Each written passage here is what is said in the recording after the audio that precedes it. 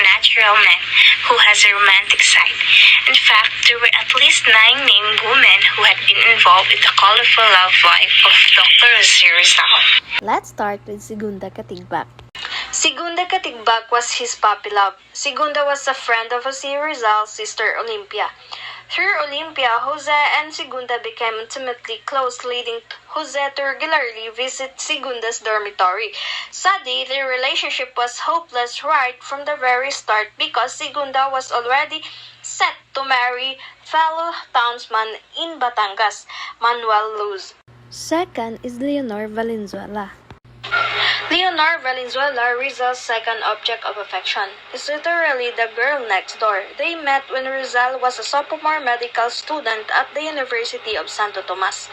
During the courtship, Rizal was said to have sent Leonor private and secret love letters, which he wrote using invisible ink made with water and salt. He was adept in chemistry.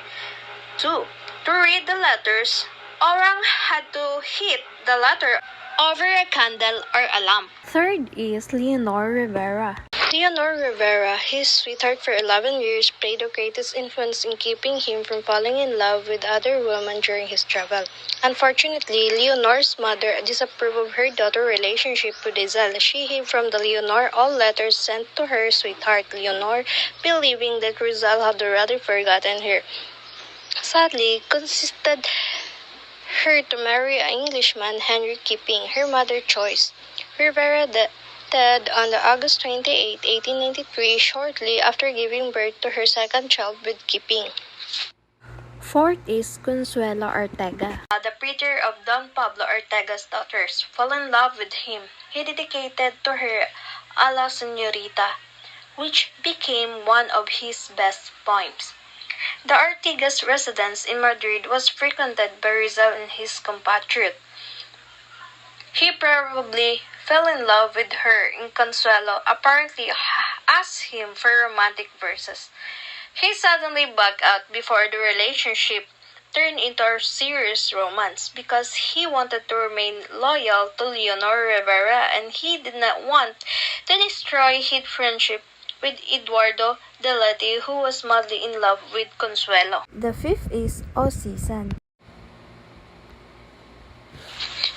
Osisan, a Japanese samurai's daughter, taught Rizal the Japanese art of painting known as sumi. She also helped Rizal improve his knowledge of Japanese language. If Rizal was a man without a patriotic mission, he would have married this lovely and intelligent woman and lived a stable and happy life with her in Japan because Spanish legation there offered him a lucrative job. 6 is Gertrude Beckett. While Rizal was in London, he boarded in the house of the Beckett family, within walking distance of the British Museum. Gertrude, a blue-eyed and buxom girl, was the oldest of the 3 Beckett daughters. She fell in love with Rizal. Toti helped him in his painting and sculpture, but Rizal suddenly left London for Paris to avoid Gertrude, who was seriously in love with him. Before leaving in London, he was able to finish the group carving of the Beckett sisters. He gave the group carving to Gertrude as a sign of their brief relationship. The 7th is Nellie Busted. Nellie Busted, also called Nellie, was the younger of the 2 pretty daughters of a wealthy businessman, Eduardo Busted. A highly educated, cheerful, athletic, and morally upright young woman. She is Rizal's 4th girlfriend. Their relationship is crazy love triangle, a secret affair. The 8th is Susan Jacob. Susan Jacob, a Belgian lady whom Rizal met when he was 29. A young 18 years old niece of Jacob's sisters whose Rizal's landladies in Brazil, Belgium. Susan, also called La Petite or Little Susan. The last but not the least, Josephine Bracken, was the common law wife of Rizal. Was born in Victoria Barracks in Hong Kong to Irish parents.